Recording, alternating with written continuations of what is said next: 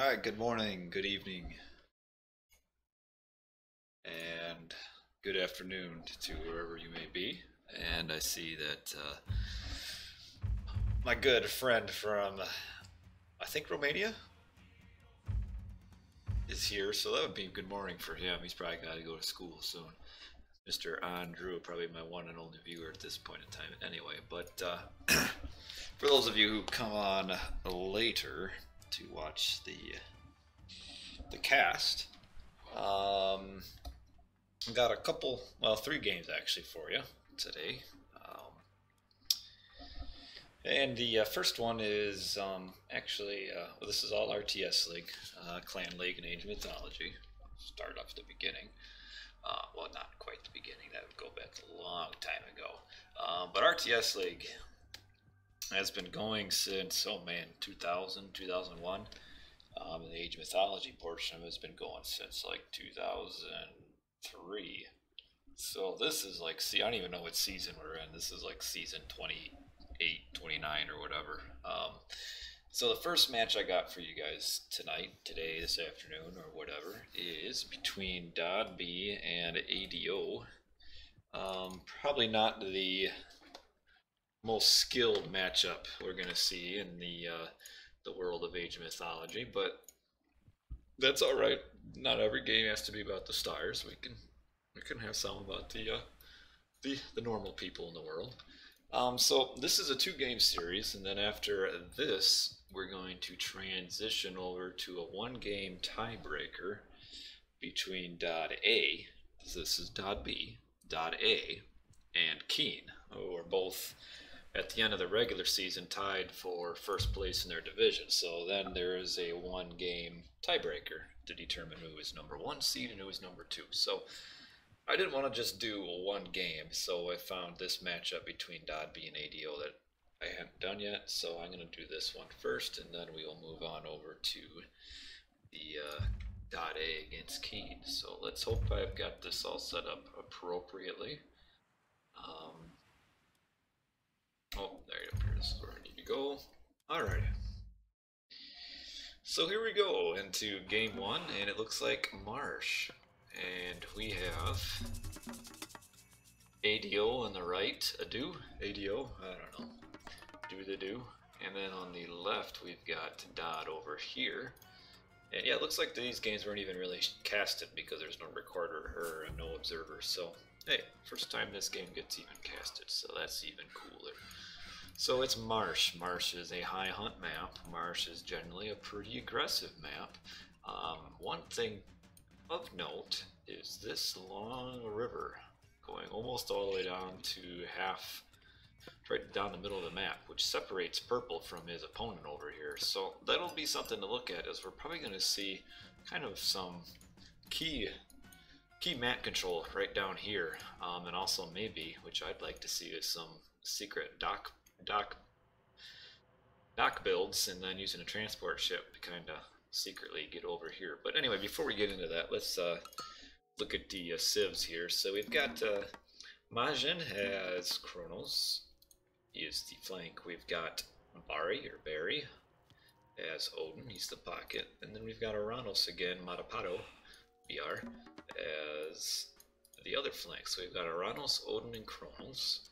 And then over on DoD's side, we've got Jellyfish as Aranos. We've got Aranos versus Aranos right here. And in the middle, we've got Legend Jarl as Thor. And then on the top, we've got Radu as Zeus.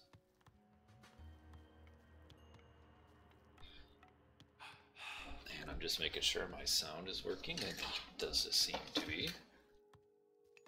So I do like the God mix-up a little bit better on DoD's side. They're just a little more flexible with Aranos, Thor, and then the Zeus that can kind of do a variety of different things. It's a little better of a God mix-up than what ADU has with the Kronos, Odin, Aranos. To me, personally, I kind of think the Kronos is a bit of a bad choice on this map.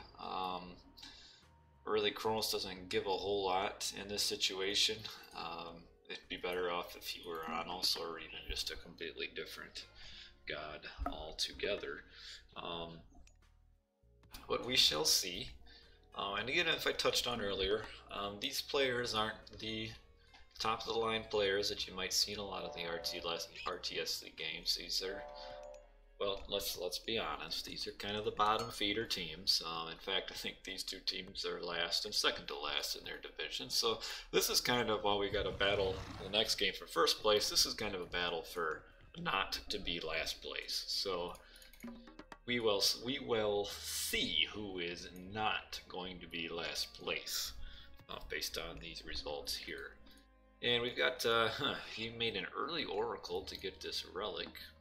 Trying to see what this relic is. It's Odin's Spear, which gives more Vermillo. It's really not that great of a relic to spend resources on your oracle, but that's what he wanted. I guess he can kind of, well, if he were intelligent, could kind of suck up a lot of the early relics. This one isn't too bad. It's cheaper archers, and the Atlantean will naturally be making a lot of. Ooh, we see some idle villager time right here, I think, for Matopado. Oh no, I was on the wrong person. But that's an early. I don't know why you rushed that temple with 2 citizens, considering you can't even advance yet. Seems like a little bit of a misplay just as far as a build. I mean, Atlantean is pretty simple. I mean, it's kind of hard to not advance quickly, and really he's kind of advancing slower than what he should be. He should be up. Probably should be looking for 430 advance. Expect to probably see some Olsark raids from the Odin player here. Probably be a good idea. The Olsarks will do pretty well against the Thor. I would assume the Thor would naturally go with raiding cavalry, so the Olsarks kind of counter that pretty well. Olsarks also do fairly decently against Uranos players. And we have an early deconstruct. It looks like Radu is trying to get some early favor. He is going up with Hermes, so he's wanting early Centaur. This is kind of a race to see if he'll build this temple in time. I think he will. It's close. But you have that little bit of a leeway after you advance, that like the Smith unit spawns just a fraction of it after you age up. I don't think he's gonna get it.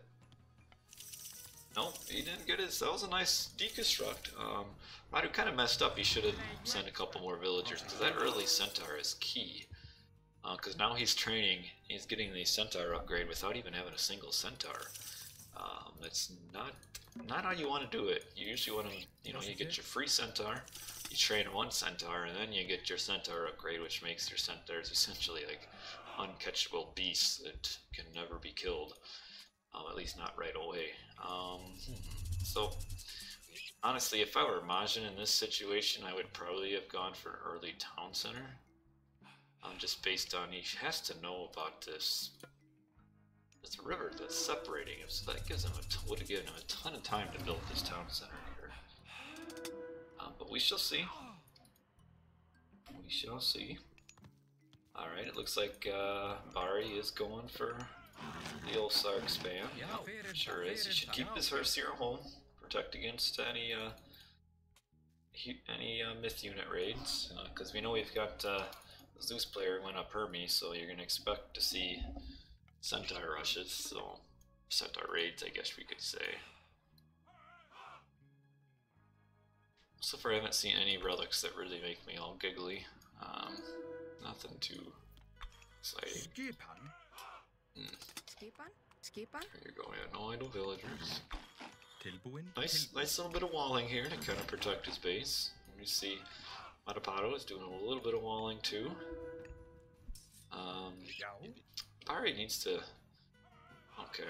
Maybe they're waiting for the heroes to come and turn and fight this Valk. So yeah, wait, now go fight. Go fight. You can get us around here. No, too late. Jellyfish with some early aggression too. Already pushing Matopado off of Hunt, though he does have plenty of Hunt back here. If he has scouted it, which I don't think, okay, he did. He has that.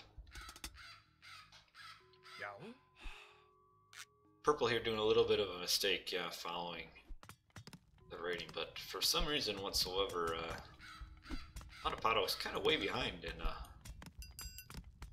military night now.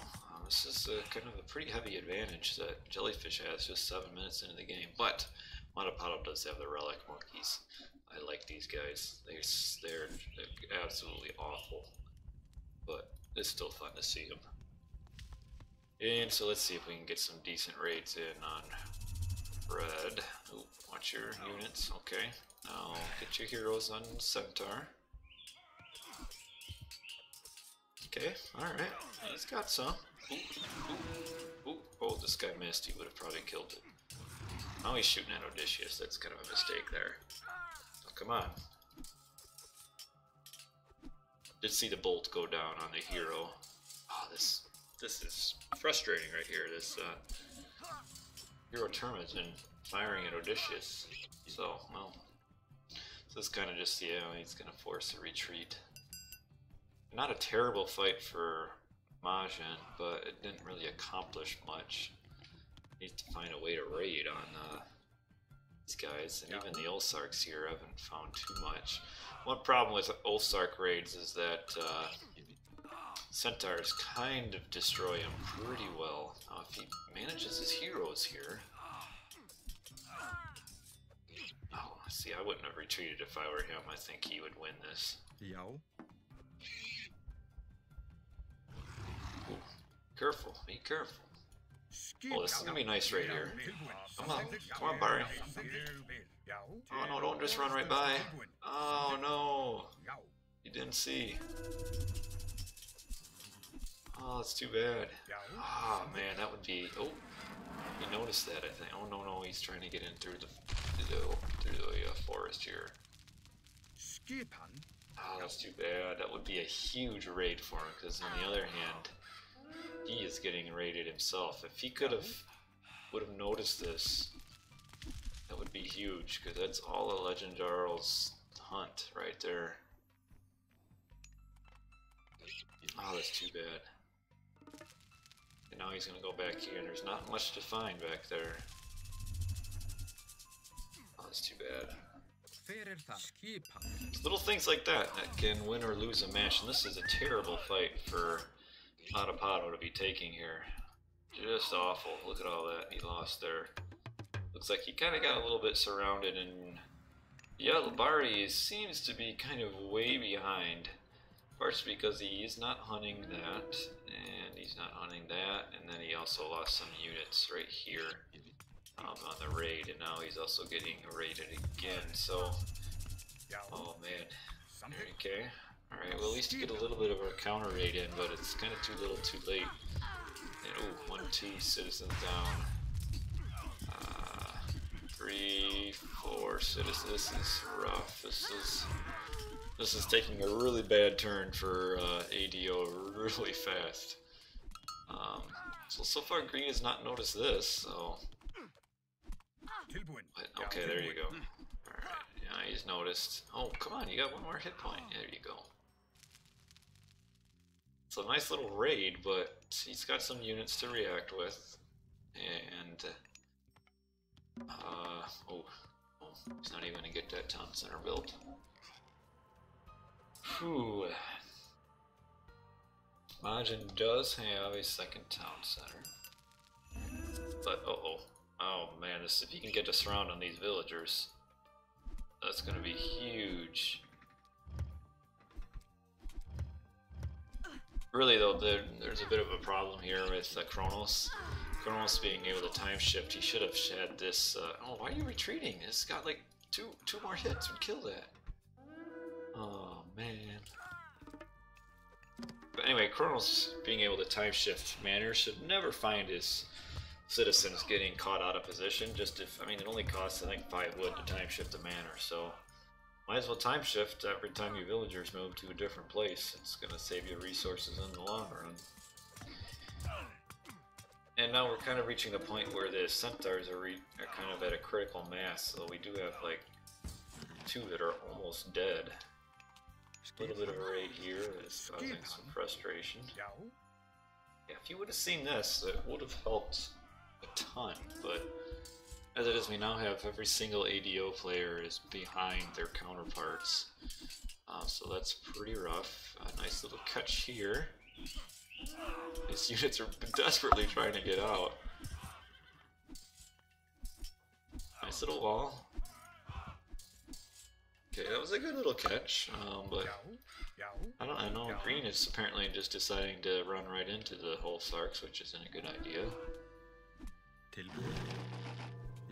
Bari is up with Frost. The problem is defensive Frost doesn't help much. It's really kind of like a weaker ceasefire. Like, Frost is great if you're on the offensive, but defensive, it doesn't accomplish a whole lot. He should, rather than, he's building this town center, but first he should help his ally out here, like his Aranos counter ally is just, or not it's actually Kronos, isn't it? Yeah, his Kronos ally is just getting smoked. This is the closest of the matches here, Matapato versus Jellyfish. And the Matapato, as you can see, is behind two town centers, and we saw him earlier get kind of destroyed with a raid where he lost 4 citizens. So it's actually kind of amazing that he's even this close as far as points, but he's going to get himself doubled here. And will he get this town center built in time? Yeah, he will. A little bit of miscommunication there. We kind of had him attacking while he was retreating, kind of a deal. But he needs to be careful with these Chiro Ballista. They do great, but not when they're caught out. Yellow so far needs to really... Is he going to see these raiders? Okay, he did see them. It's okay, good. He at least noticed. You can see though that ADO is way behind in economy already just because of the raids. They kind of got them pretty well pushed. Everybody is pushed into their base. And they got a raid here. Didn't really accomplish too much. I gotta watch out. Oh, this is a winning battle for you. Need to fight. Both Sarks do really well against raiding cavalry, having a 10% bonus against them. And man, these... Really what Bari should be doing is like making like just a few Hersier to send up here and help defend. That's what Purple needs, because Purple is just taking so many bad fights and losing so many units at one time. Like, just the kill-loss ratio is probably obscene at this point, just because he has no heroes to kill all these centaurs. So it just kind of becomes just a big old snowball.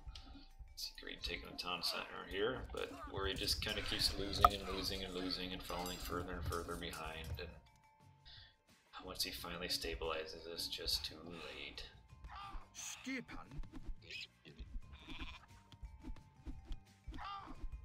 I don't know, if he's going to use Frost here, it would be a bad decision. It wouldn't accomplish anything. I mean, really, at this point, there's not much Frost is going to do to save his team. Majin should be advancing. Matapato is finally. This is a bad fight. All these throwing axemen are really wrecking. Throwing axemen get a bonus against infantry, so... Radu doesn't have much for eco.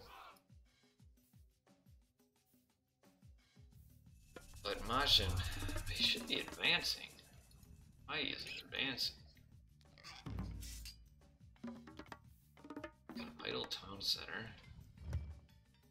Not building that town center. Now Jellyfish is kind of skyrocketing in points with the early town centers and all that. I'll see, I don't know what he's doing with his Chiro Ballista, but they aren't shooting. That's a big problem. Majin's still sitting on 3,000 resources in the bank, but is not advancing to age 3. So it is looking pretty grim for Team Hideo. Jellyfish is already in Mythic. We'll see him use a Tartarian gate somewhere shortly. Yeah, this game is going to be over in just a bit. It's kind of a walloping. Good old-fashioned beatdown. And don't fight this. Don't fight this.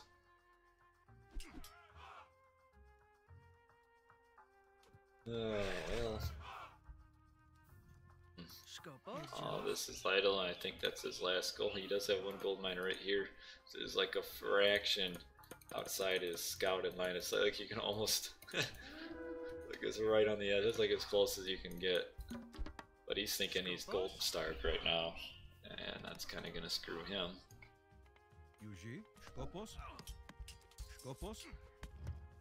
So with him thinking he's out of gold, I don't really know what his plan is other than to probably resign. I mean, we have a Frost that is being used on blue here, trying to save his ally.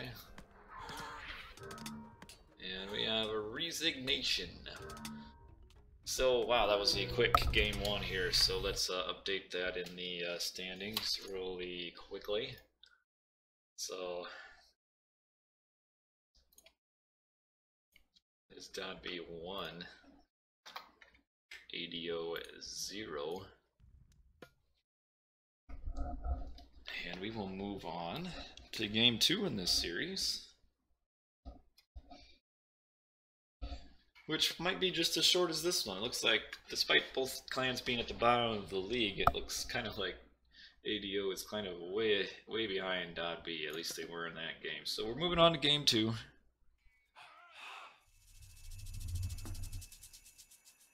And game 2 is on, oh, it looks like Blue Lagoon. So kind of a little bit similar as far as, well, kind of similar. I guess you could, they're both land with decent amount of hunt. So Blue Lagoon is pretty open, as you can see. Does have quite a bit of hunt. Kind of the difference though between Blue Lagoon hunt and Marsh hunt is that Blue Lagoon hunt is a lot more spread out. Like in Marsh, you can just kind of, you know, you'd have a huge patch of board here, a huge patch of board here, a huge patch of board here. Blue Lagoon, they're pretty well spread out. It's like you have a patch of hunt here, one over here, there'll be some right there. You'll have some over here.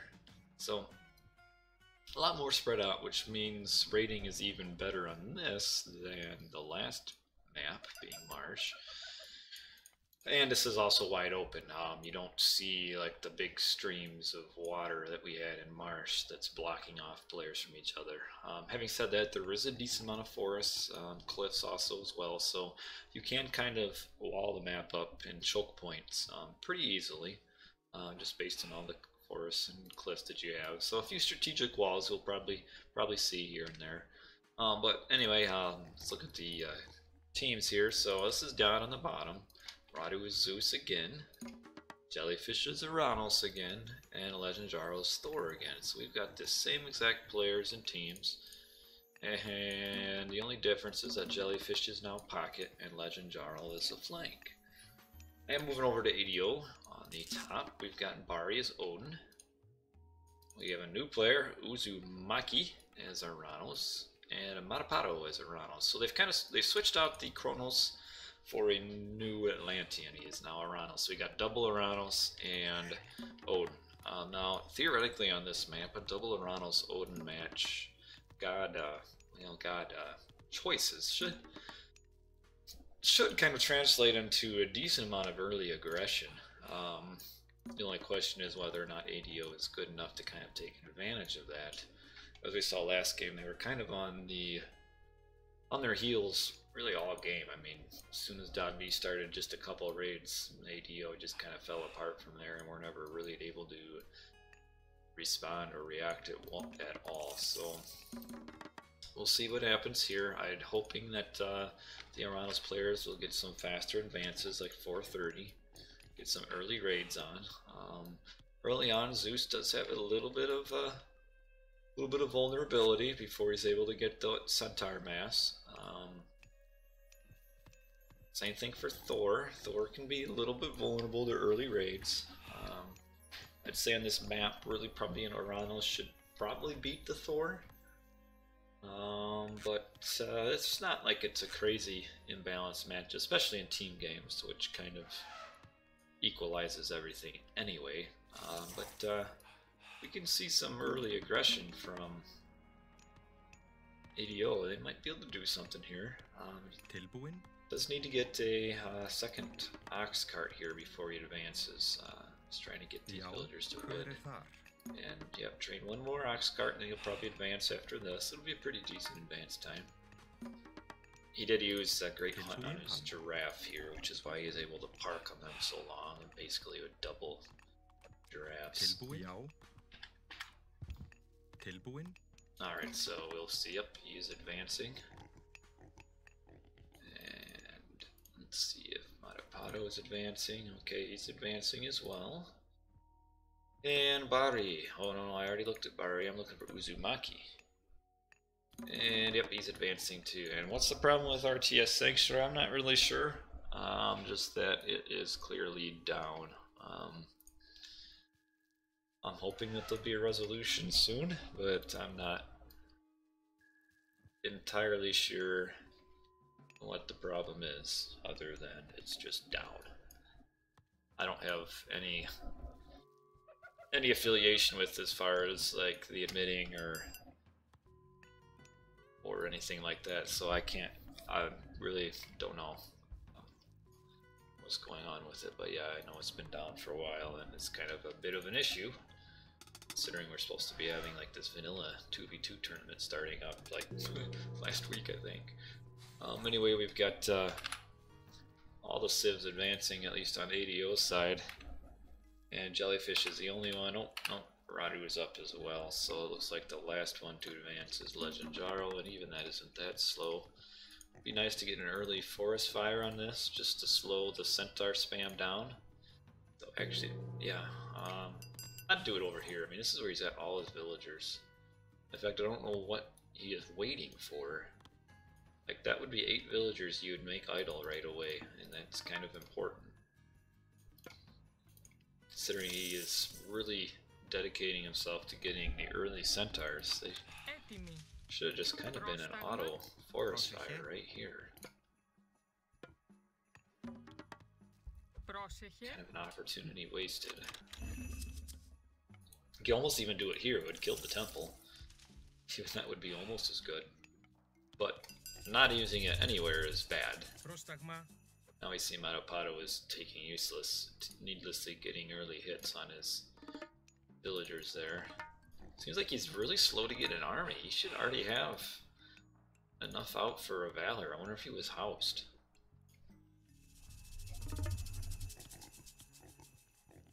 Looks like he's wanting to double up his Valkyrie with the Forest Fire, but it's just not worth it. He should have done it right away. Yeah, see, now his Valkyrie's just getting caught by the heroes. And this opportunity here is just being wasted. Matapato has used Valor. This one Centaur has really kind of been a pain in his side. and the bolt onto the Terma. A little bit of raid, counter raid. Uzumaku is parked on this hunt here. So that's really good. Should be able to kill one villager, maybe a second, depending. So nice early placement on the hunt. At least maybe get the ox cart. That kind of hurts to get the ox cart killed. Just gonna waste training time and 50 wood, 50 food isn't exactly free. So yeah, as soon as he gets this, alright, yep, get out of here. Bari with some... See, this time Bari's going with a raiding cavalry instead of both Sarks. Which isn't a bad idea. I mean, really, you can go either way. It's a nice early raid, and we can see he's now going to this hunt over here.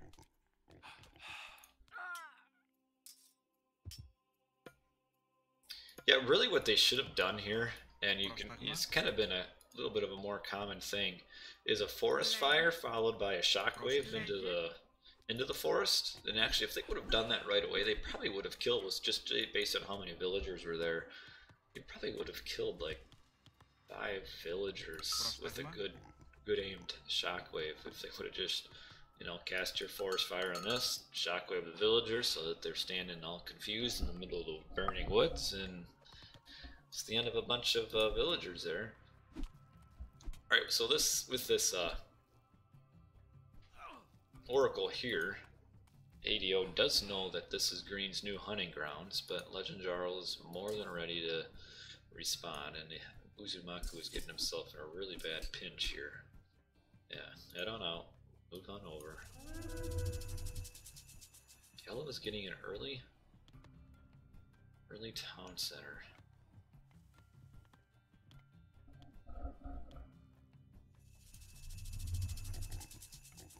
Oh, fight this so you would win.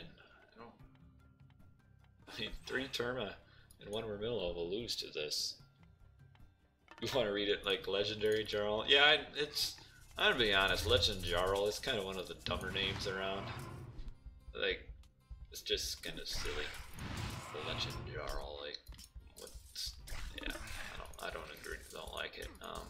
You kind of got a bad, you got all the myth units here fighting the hero, Terma. That's kind of a bit of a problem. And so far, just initially, this game is going better for ADO, but kind of surprising, they're kind of way behind in score already. Not way behind, but they are behind in score, and they really haven't like taken any huge losses. So I think kind of the problem is that we see Uzumaki is kind of taking some bad trades right here. He's losing quite a bit, and now he's finally kind of responded. But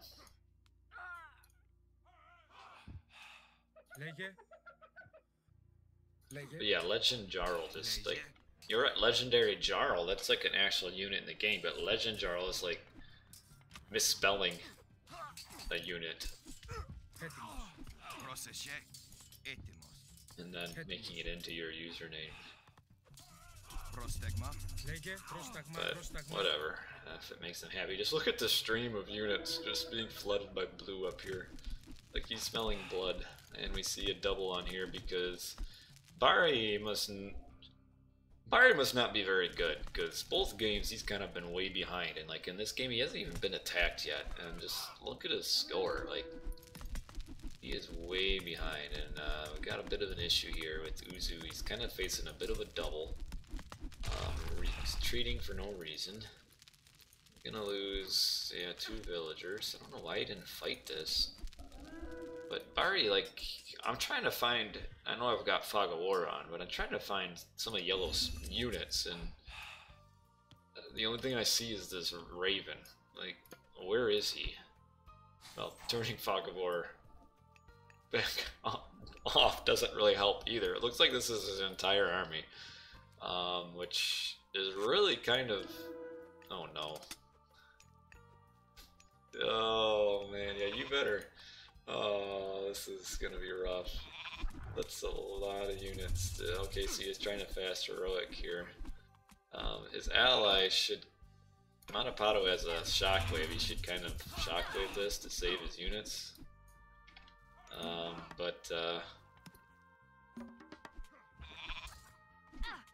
That was a lot of villagers killed here. Like, I think he only saved 4. I think he lost like 10 units. And he just resigned just like that. Well, that was a pretty quick matchup here. I'm really glad I got to watch it. Like, without a supporting army to kill this, like, he's not even gonna do anything to this town center. Well, I guess we'll kind of move on to the featured match of the game, or of the night, I mean, because this was a steamroll. I guess this means DoD B isn't last place in their division. They proud second to last place, with ADO taking up the rear. And somebody help me here. ADO actually won 2 games. Let's see who they even beat. So ADO, I'm looking for who ADO beat. They beat TM. And they actually beat EOM once.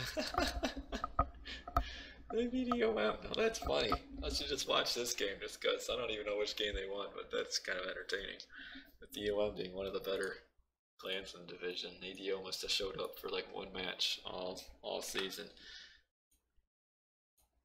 So let me just get this changed over. This is this last game here I'm streaming is a tiebreaker between DoD A and KeeN. Both finished tied for first in their division, and so because they're tied first and they went 1-1 with each other during the regular season, and then play a one-game tiebreaker just to determine who is the first seed. With the it's kind of important because the first seed gets a bye in the first round of the playoffs, and it's always kind of nice to have one fewer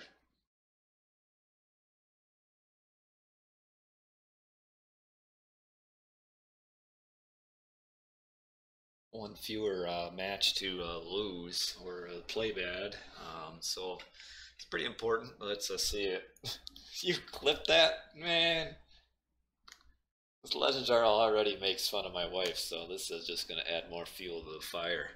You know, it's going to be like an all-out cyber war between the two. Well, maybe between the three of us, me and my wife against the Legend Jarl. Let's see, what am I looking for here? I'm looking for DoD A times KeeN tiebreaker. Oh, here we are. Oh, and it comes out as Alfheim. I do believe this was a random map, so random map yields Alfheim. And we've got a... oh, we've got more champion in this game. Oh, yes. The hype train has arrived.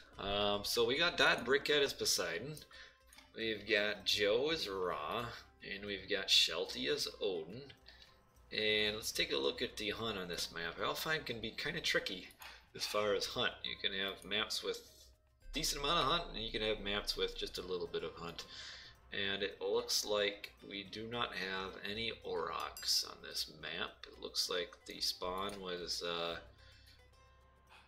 caribou instead of aurochs, so that means this is going to make... oh, no. Actually, I think the aurochs are interchangeable with the deer.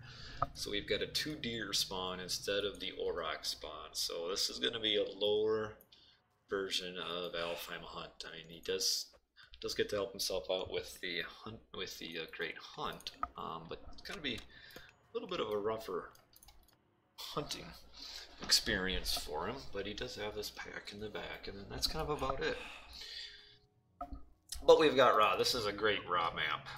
Alfheim is a really good Ra map, which I think you could almost say that about almost any map these days. And Poseidon is not a terrible Poseidon map. You can do some damage with Hippocons here. But let's go over, we haven't even looked at KeeN's side yet. So KeeN on the top right. Got Green Sea Squash as Uranus.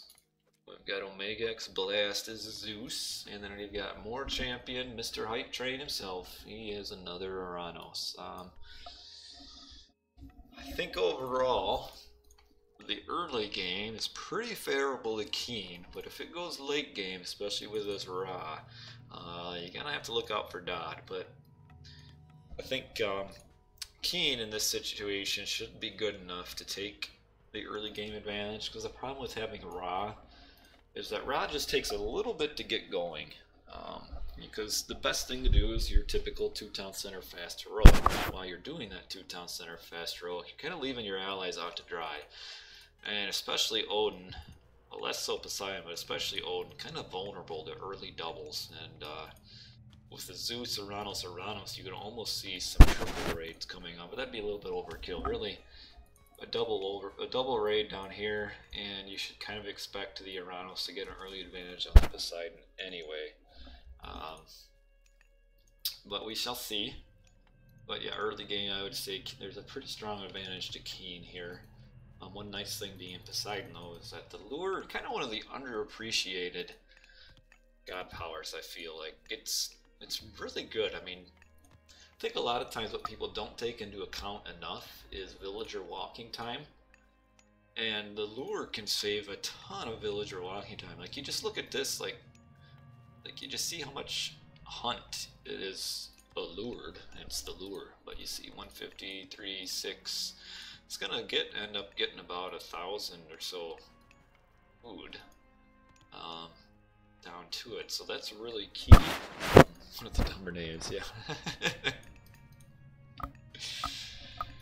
Like, it's not even, I mean, all he did was just take the name of a unit, chop off a letter, and that's his username. I mean, like, at least green sea squash, you know, that's kind of abstract and starts getting you thinking, like, well, why green sea squash? I mean, is there a reason for it? Does he like squash? Why green? I mean, and even more champion. I mean, at least the dude's calling himself like a champion.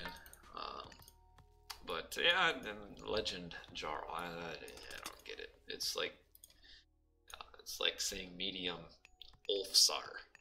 Like, it's just makes no sense. Like, you leave the K off of Ulsark and just it's your name, medium Ulsar. Maybe that's gonna be his next name. Oh, I haven't looked at the. Oh, he got the cheaper villager tech. That's pretty cool too.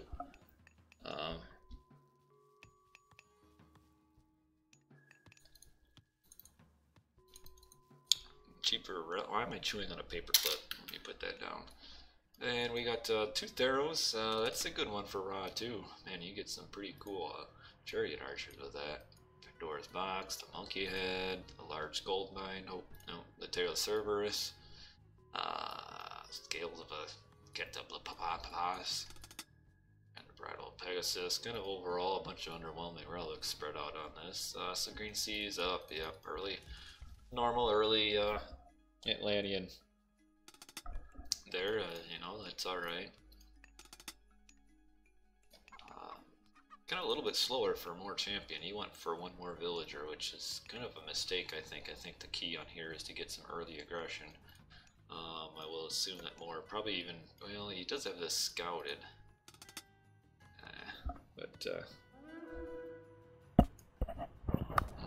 Man, he's going toe-to-toe on this hero here, and yeah, just put him in here, helicopter him in, and then go eat this tree here. At least you have town center fire to save your vills. Uh-oh.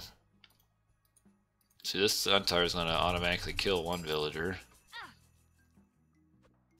Personally, if I were a Brickhead, I wouldn't have even gone up here and taken this hunt. And, oh, nice shockwave there. We'll securely finish off another villager. You should move down here.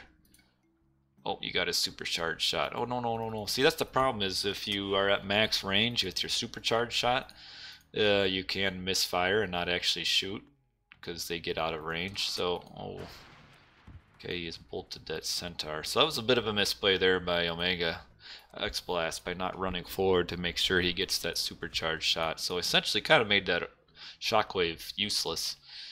So it looks like the early... Okay, so Moore is taking an early town center. And... well, he is madly walling up here.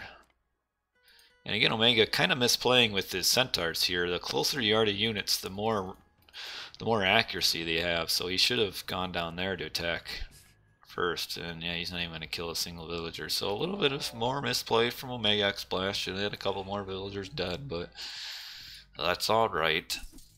And we've got Shelty massing the Sark. When were these? This isn't a these. This is a this. This is a tiebreaker, Kai.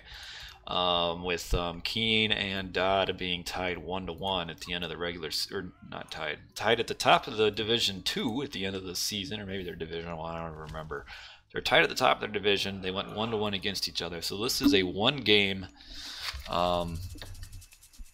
tiebreaker to see who gets number 1. So this is a this. Quiet. Stop it, Tom. And this was played just a couple, I think Saturday.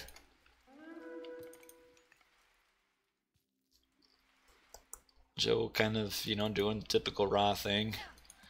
Do see a nice raid down here. Killed one. No, they didn't kill a villager, but just caused them all to be idle is pretty useful. Brickhead is madly walled everywhere, but still hasn't walled himself in. So he's at kind of getting himself smoked here, and did miss a. I mean, just these two Centaur in and of themselves have caused quite a bit of heartache. I mean, he spent all this resources on a wall. More champion is grabbing town centers left and right, and so really you kind of see, personally, of course, personally, I don't know why I say that. It's going to be my opinion, so I don't have to say personally. But this second town center was a mistake. I feel. Again, I don't even have to say I feel because it's obviously my opinion. But he shouldn't have done a two town center. He should have just gone straight up Hippocon first. Because the problem is when he knows he's got this raw teammate, he's going to be vulnerable early on. So he should have just stayed at one town center because now he's falling way behind. Sure, he has two town centers, but I feel like it's kind of a bit of a mistake. And because you can see, just even purple being Omega hasn't really invested much in an army, but just the amount of damage he's done with just a few centaurs, it's kind of a shockwave. Nope, quite. So Joe is up Hathor, kind of a late advance too for a raw player. Yeah, Green Sea is close to the greenish sea, if you could call it that. Not really green, but that's okay. Like these two Centaur are down here are kind of occupying all of Shelty's army. And okay, yep, get out of there. And Green Sea is now a second town center and is kind of really putting the pressure on Shelty here. No, Joe has got to start making some magic and making it quick. Because Shelty's kind of getting a little bit of it. I mean, not a super bad double, but his Ulsark army is kind of getting knocked down here. Joe should be making a Migdol. Well, he made it really far backwards. It's not a. I wouldn't have put it there. Oh, and he's also slowed down the market. This is huge, actually, the slowing down of the market, because team trade is huge. Yeah, I know Green Sea isn't really green. That's why I was kind of questioning why it's really even called green, but that's okay. Man, these Centaur, this Omega X Blacks is really being a pain with these things.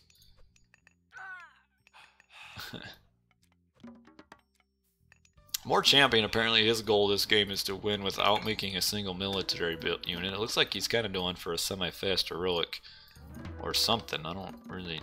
I'm kind of late to get his plow, which is a little bit unusual. I don't know. More Champion. I should have just gone more aggression here, rather than kind of.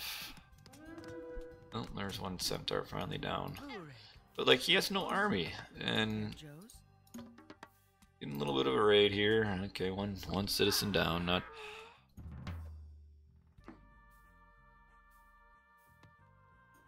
Yeah, I do agree with you, Sigma. I always thought it was a sea squash that was green, but who knows really? And we've got Pestilence on. Well, not terrible. The nice thing about the Crocs are actually doing a decent amount of the myth units are doing a decent amount of damage. But we've got Odysseus ready to react, and he needs to kind of pay attention here and get his rock out of the way. Ooh, ooh, ooh, ooh, ooh. Dang it, what happened to my chat? My chat crashed. Can't see it right now.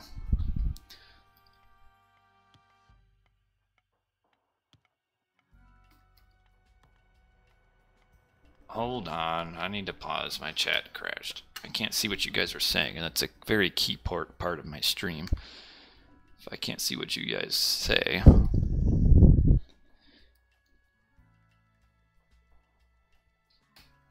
Well, this is stupid.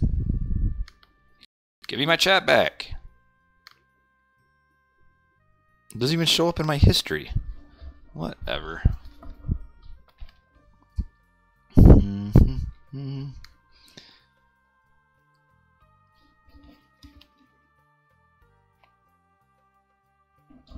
hold on here. Well, whatever. I don't even have anybody on YouTube, so I'll just load up my Twitch chat.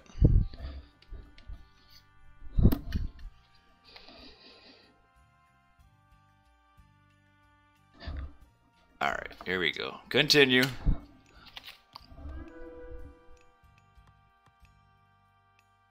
I didn't crash no stream, Kai, you dummy.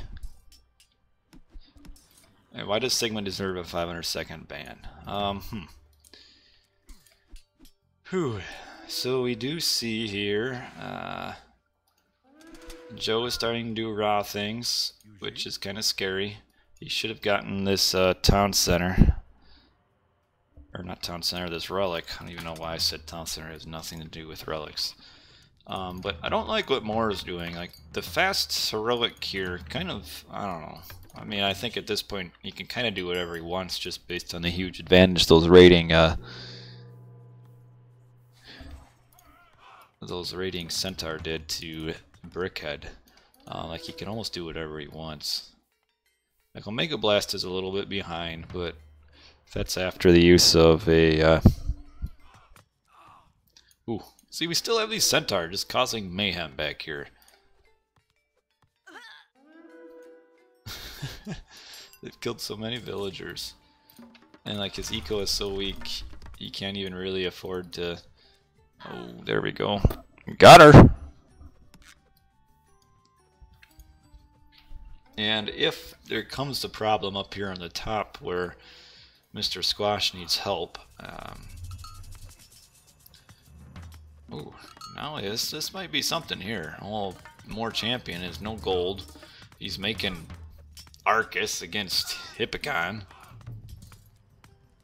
don't know why he's making Arcus here. Like, this is the worst unit he can make considering what he's facing. Like, More Champion is scuffing this game badly here. Like, he got a huge advantage based on Omega rushing Brickhead, and all he's accomplished so far is he's taken town centers and then lost them. So this is actually now kind of turning, just because More Champion is played like the opposite of a champion, this is kind of turning a little bit sour for KeeN. You also have Omega who's a little bit, probably slightly more behind than what he should be. So we shall see. This is getting interesting here. And now he's going up Mythic. Like, that's also a mistake. Like, what is he gonna accomplish hitting Mythic? This is a bit of a problem that we see with players, is the rushing up ages when it's just better just to stay in the age you are and get an army.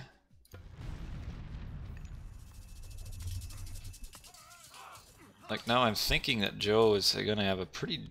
Oh, see, this is... Okay, he does have a little bit of a caravan route, but a little bit weaker than what it should be.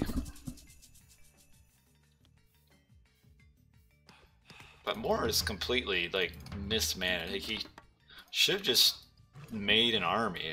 Like, even if he just made the typical classical army, he would have kept this forever. We have a nice use of the frost. It should allow him to pick that up. Now we have Joe, who's getting to do raw things here. Also have Omega. All these Hippicon are kind of doing nothing right now. See, look at this. Like, he's up heroic, but can't even keep his gold miners. Or he's up mythic, can't even keep his miners mining. He also went up Heatgate. Like, why didn't he go up Vortex? It's a far better choice in this situation. Wait, what is Tartarian Gate gonna do him? They even have line of sight to use it. I know Moore's got the high score, but it's not hard to have the high score when all you do is take 3 early town centers and boom, all your teammates do all the work. Overall, I'd say Moore has played the worst so far, but he's still in a huge, I mean, despite him scuffing it so far, he's got a huge advantage over Brickhead yet. Really though, the only thing that could save Brickhead is if he gets up with Mythic with an Earthquake, which he's not even close, and uses it all on this. But so he probably is going to lose his town center again. But we also have a problem here where Omega is not going to be able to hold this. He also made kind of the newbie mistake of farming at his forward town center.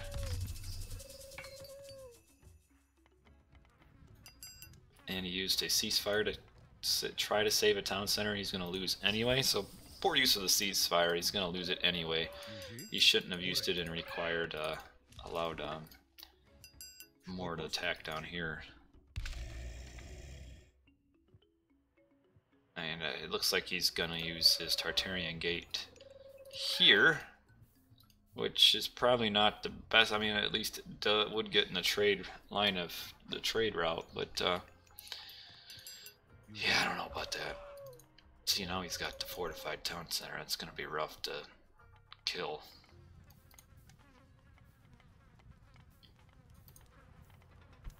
Look at this army, like, more champion, what are you doing? His birds are, well, his birds are almost useless at this point because they, well, okay, if red comes down here, they can do some damage. Where is he going? This pretty poor army placement, I feel.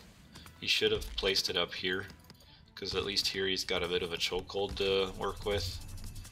Whereas, or not chokehold, choke point. Whereas now the cavalry can kind of just do us around, as opposed if he were here, but that's alright. See, this ceasefire did nothing. Like I said, he still lost the town center immediately. Basically all the ceasefire did is allow time for Brickhead to defend. Okay, so here is the Tartarian Gate.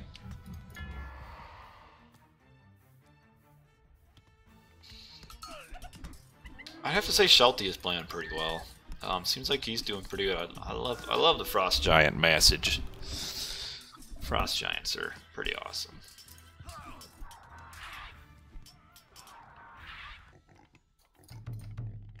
War Champion has no military buildings. He's got 5. Yeah, this is looking like it's gonna be over pretty quick for the old KeeNage. They just didn't do enough damage early on. And Green Sea getting smacked around by Shelty over here. What they needed was more to win his side, and by him not making an early army, he can't even win his side, even though Brickhead was the person they targeted early.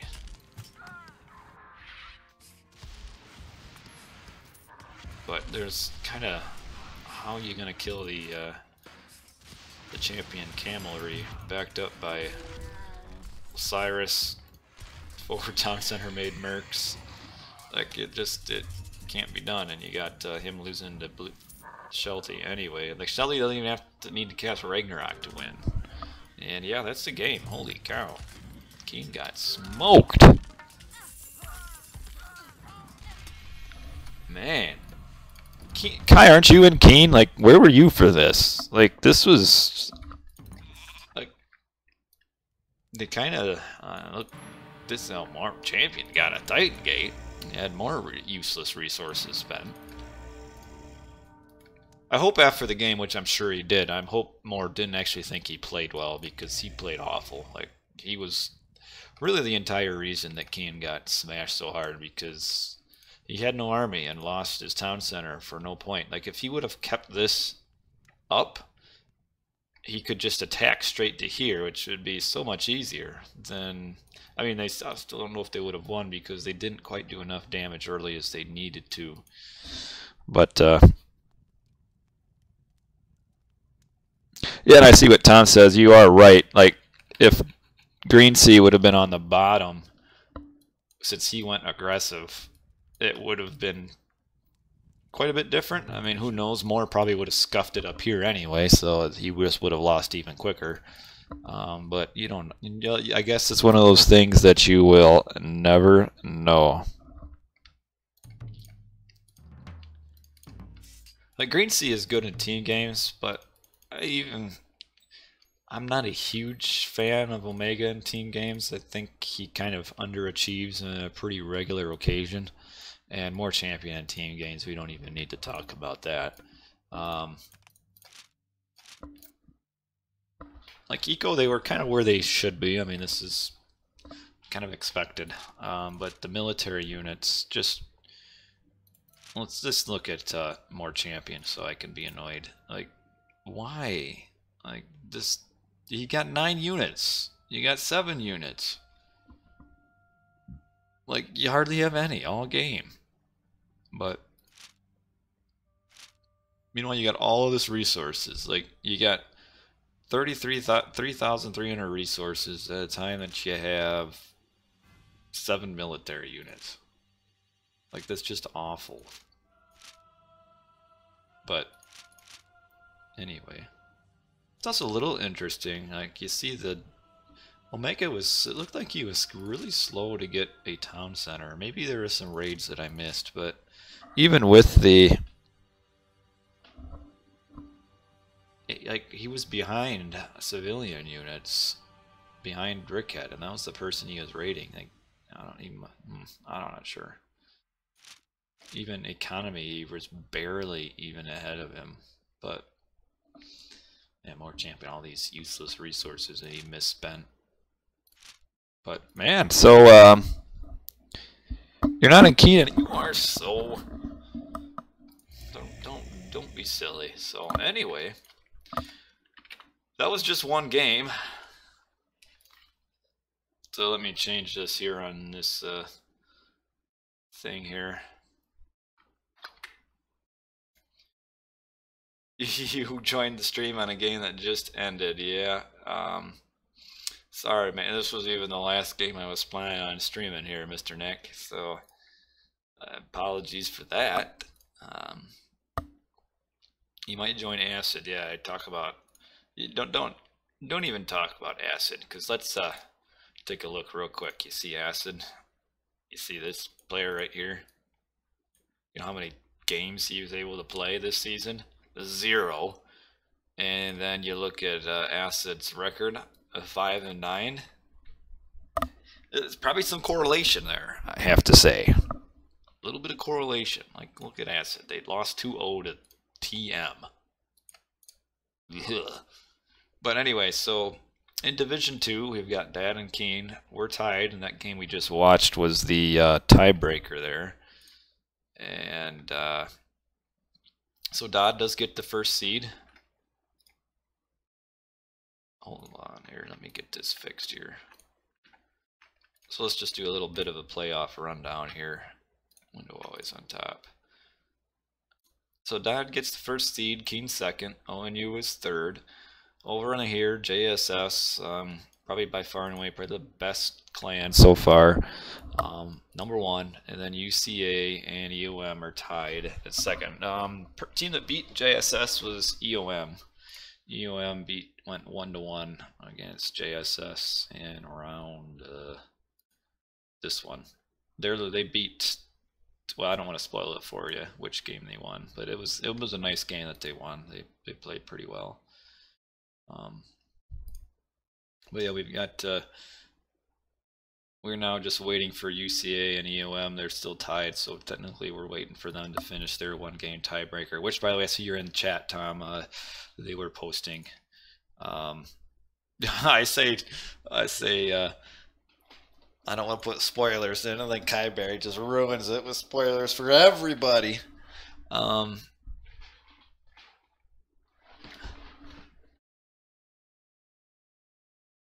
Yeah, that is my last game that I'm streaming, so sorry, man. You two came a little bit late to the late night party. So yeah, pretty good season overall. Bunch of nice matches, especially in Division 1. Kind of a little bit of underperformances from Frost and Acid, I'd say. But otherwise, it was pretty nice top games at the top there. What am I doing here? So, I am going to turn this off. Yeah, it doesn't seem like there's too many games to be played here, so I'm gonna turn this good old stream off. We got just this one tiebreaker game left, and then we're gonna start playoffs pretty quick here. So we'll start getting some of the premier matchups where it's go big or go home kind of a deal. And if KeeN plays like they played in that game, they're gonna be going home. Like, that was awful. So, and real quick, in case you guys are unaware, the #1 team will get a bye. So JSS and DoD will get byes in the first round. So we're going to see #2 seed of Division 1 will play #3 seed, and vice versa for the other one. So right now we haven't had this tiebreaker yet between UCA and EOM. So we don't know what the first round matchups are going to be. But you'll see these 4 clans. KeeN and ONU will play somebody over here. And then the rest of the teams will go on over to the kind of the losers bracket, I guess you could say, for a playoffs. We call it the League Cup, just to make it sound more fancy than what it is. It's really just a bracket for all the losers. And so they will play each other in kind of a playoff bracket as well, to see who is the best of the worst, kind of a deal. And if every clan that finished the season wants to play, we'll have 8 teams in that. So that'll make some good games too, because there's a few decent teams that didn't make the playoffs, but we shall see. So anyway, like I said about 3 minutes ago, I'm going to turn this off. So appreciate all you tuning in for this late night entertainment. And I will catch you guys some other time. Hopefully we get some tournament games or some of the playoff games played this weekend. That's kind of the hope and prayers we are wanting. So anyway, I'll catch all you guys some other time. And yeah, maybe I could play for Acid in the League Cup. Those losers, a bunch of tubes. So yep, see all you guys some other time. And that's it.